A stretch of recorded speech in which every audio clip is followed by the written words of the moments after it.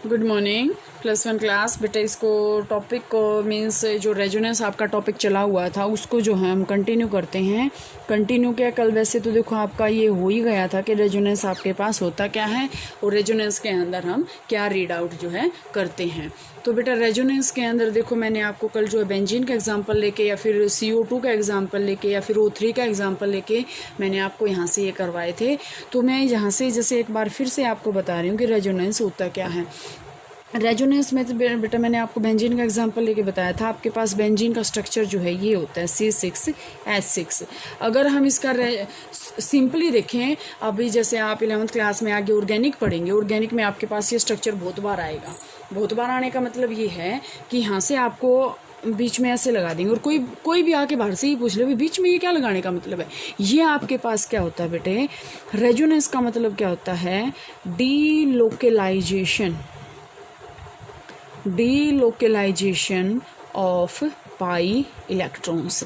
अब देखो ध्यान से, सिग्मा और pi bond, there are 2 types of bond. जैसे मैं अगर आपके पास ये कहूँ कि ऑक्सीजन के बीच में डबल बॉन्ड है, तो बेटा एक तो इसमें से सिग्मा बॉन्ड है और दूसरा आपके पास पाई बॉन्ड है, सिग्मा और पाई बॉन्ड है। अब अगर आपके माइंड में क्वेश्चन ये है कि मैडम आप यहाँ पे पाई बॉन्ड का डीलोकेलाइजेशन कैसे कह रहे हो, ध्यान से देखो मैंने आपको अभी बताया कि अगर किसी मॉलिक्यूल के बीच में डबल बॉन्ड है तो उसमें से one of them is sigma and one is pi.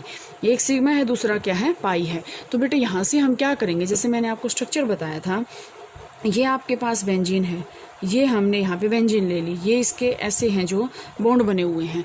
अब अगर हम ये देखें, ये मैंने आपको बताया था कि अल्टरनेट डबल और सिंगल बॉन्ड होता है इसमें। यहाँ पे सिंगल है, double single double single double single. अब यहाँ से अगर हम बात करें तो ये वाला बॉन्ड हमने उठा के तो नहीं यहाँ रखा, ये वाला बॉन्ड हमने थोड़ी उठाया है। हमने बॉन्ड कौन सा उठा के रखा है, हमने बॉन्ड ये वाला उठा के यहाँ रखा है। तभी नेक्स्ट जो आपके पास स्ट्रक्चर बनेगा वो आपके पास कैसे बनेगा, यहाँ पे नेगेटिव चार्ज आएगा। तो यहाँ पे कौन सा इलेक्ट्रॉन घूमा, डीलोकेलाइजेशन का मतलब कि उसकी जो लोकेलाइज्ड नहीं है वो डीलोकेलाइज्ड है, मतलब वो घूमता रहता है सारे पूरी की पूरी एंटायर रिंग के अंदर। तो यहाँ से अगर हम देखते हैं इसको, तो इसका मतलब ये क्या होता है, delocalisation of pi electron. Pi electron का क्या होता है, डीलोकेलाइजेशन होता है, मतलब वो एक जगह पे फिक्स नहीं है, वो पूरे के पूरे जो है इसके अंदर घूमता रहता है। तो यहाँ से ये फिर से यही आएगा, यहाँ नेगेटिव चार्ज आएगा, नेगेटिव फिर यहाँ आ जाएगा। ये मैंने आपको कल भी बताया था, अगर हम यहाँ नेगेटिव चार्ज को यहाँ लेके आ रहे हैं मतलब क्या है, मोमेंट ऑफ इलेक्ट्रॉन लेके आ रहे हैं। इलेक्ट्रॉन आते ही क्या आप करेगा, बॉन्ड बनाएगा। तो इसका मतलब यहाँ डबल बॉन्ड बन गया। अगर हम यहाँ डबल बॉन्ड बनाएंगे तो यहाँ पे क्या बताया था मैंने, कार्बन के 2 बॉन्ड यहाँ, 2 बॉन्ड यहाँ और एक हाइड्रोजन, 5 बॉन्ड हो गए। This is not possible. तो यहाँ पे बॉन्ड आते ही ये वाला इलेक्ट्रॉन आगे चलता हुआ दिखाई देगा हमें, ठीक है। तो ये आपके पास क्या बताया था बेटे, मैंने रेजोनेंस बताया था। इसके बाद बेटे अगर हम यहाँ से इसकी जो है प्रॉपर्टीज़ पढ़ें कि जो जैसे आपके पास मैंने कंपाउंड बताया था, ये मैंने आपके पास रेजोनेंस हाइब्रिड स्ट्रक्चर बता दिया ये वाला। तो अगर आपके पास कोई ये पूछ ले कि इसकी प्रॉपर्टीज़ क्या हैं, प्रॉपर्टीज़ में सबसे पहले तो बेटा इसमें हम क्या कहेंगे कि हायर स्टेबल होता है। ये जो इसकी स्टेबिलिटी होती है ना वह बहुत ही हाई होती है।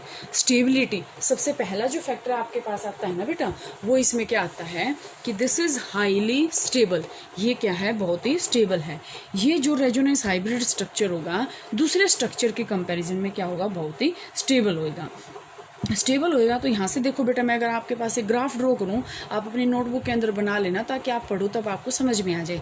जैसे बेटा मैंने ये ग्राफ ड्रॉ कर दिया, यहाँ पे आपके पास क्या है, एनर्जी है। ये एनर्जी इंक्रीजिंग ऑर्डर में है। यहाँ से आपके पास ये क्या है, स्ट्रक्चर बना रखे मैंने, ठीक है। तो मैंने यहाँ से ये ले लिया रेजोनेंस हाइब्रिड जो है, यहाँ से मैंने स्ट्रक्चर ले लिया। ये आपके पास है रेजोनेंस हाइब्रिड, ठीक है। ये आपके पास आती है रेजोनेंस एनर्जी RE, और यहाँ से ये आपके पास हैं कंट्रीब्यूटिंग स्ट्रक्चर 1, 2 एंड 3, ठीक है। तो आपको ये बात बेटा अपने माइंड में बिठा लो, 11वीं क्लास में ही बिठा लोगे तो ठीक रहोगे। ये आपके पास क्या होता है बेटा, ऐसे ग्राफ में अगर हायर एनर्जी का आपके पास आ जाए तो यहाँ से ये बात आप अपने माइंड में बिठा लो कि यहाँ से जो लोअर एनर्जी मॉलिक्यूल होंगे ना, ये कंसेप्ट होता है बेटे lower energy higher stability, lower energy higher stability और हायर एनर्जी लोअर स्टेबिलिटी।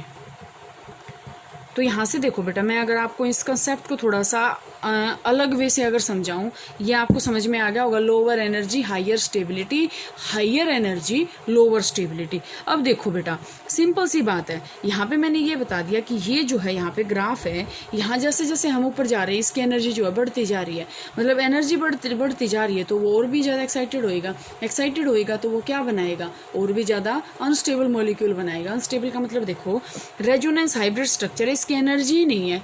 कोई भी मॉलिक्यूल को, जैसे देखो, अगर आप 2 दिन खाना ना खाओ, हमारी एनर्जी खत्म हो जाती है, तो हम बिल्कुल जो है स्टेबल हो जाते हैं, एक ही जगह पे जाके बैठ जाते हैं, हमारी चलने की हिम्मत ना हो। मतलब ये है कि हमें हमारी बॉडी को जब एनर्जी नहीं मिलेगी तो हमारी बॉडी स्टेबल हो जाती है। लेकिन जैसे ही हम खाना पीना अच्छा खा लेते हैं, बिल्कुल फुल जो है हो जाते हैं, तो उसके बाद हमारे अंदर क्या होता है, बहुत ज़्यादा एनर्जी आ जाती है, हम कूदते फिरते हैं।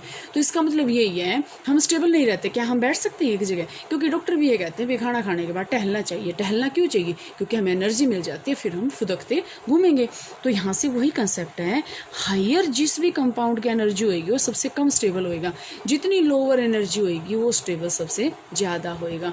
तो ये आपके पास कंसेप्ट था। प्रॉपर्टीज़ में सबसे पहला जो प्रॉपर्टी आएगी वो आपके पास आएगी स्टेबिलिटी की। सेकेंड आपके पास आती है बेटा बॉन्ड लेंथ। बॉन्ड लेंथ में मैंने आपको बताया था, लास्ट भी मैंने आपको बताया था, जो रेजोनेंस हाइब्रिड होते हैं ना, जो उसका एक्चुअल स्ट्रक्चर है, जैसे हम ये कहें कि ये रेजोनेंस हाइब्रिड है, ये इसके एक्चुअल स्ट्रक्चर है, इसके जो बॉन्ड होंगे ना, बॉन्ड आपको मैंने कल बताए थे कि क्या होते हैं बॉन्ड लेंथ। तो जो बॉन्ड होंगे ना, वो उनके आपस में क्या होंगे, डिफरेंट होंगे। ठीक है। अब यहाँ से आपके पास क्या आएगा, वो लोअर भी हो सकती है, वो हायर भी हो सकती है। ठीक है। अब जैसे हम ऑक्सीजन की बात करें बेटा, ऑक्सीजन की अगर हम बात करते हैं तो O3 आपके पास जो, सॉरी ओजोन की हम बात करें, ऑक्सीजन जो बॉन्ड होंगे, अगर हम O3 मॉलिक्यूल के अंदर बात करें तो ऑक्सीजन की जो बॉन्ड होती है ना, वो 128 पिकोमीटर होती है, 128 पिकोमीटर। ठीक है। बट आपके पास जो ऑक्सीजन, जो आपको जैसे मैंने बताया था, ऑक्सीजन ये और ऑक्सीजन ये, अब इनकी बॉन्ड लेंथ, ये एक की बॉन्ड लेंथ आपके पास क्या है, इसकी जो बॉन्ड लेंथ है वो क्या है, 121, और ये मैंने आपको बताया था 148। तो ध्यान से देखो, एक से तो अपर है और दूसरे से क्या है, लोअर है। तो ये जो होती है ना, इंटरमीडिएट होती है दोनों की, इंटरमीडिएट।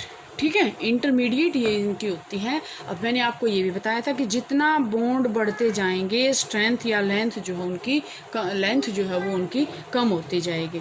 तो यहाँ से बेटा ये आप देख भी सकते हैं, इसकी 121 पिकोमीटर है बॉन्ड लेंथ, और इसकी क्या है, 148 पिकोमीटर है। ठीक है।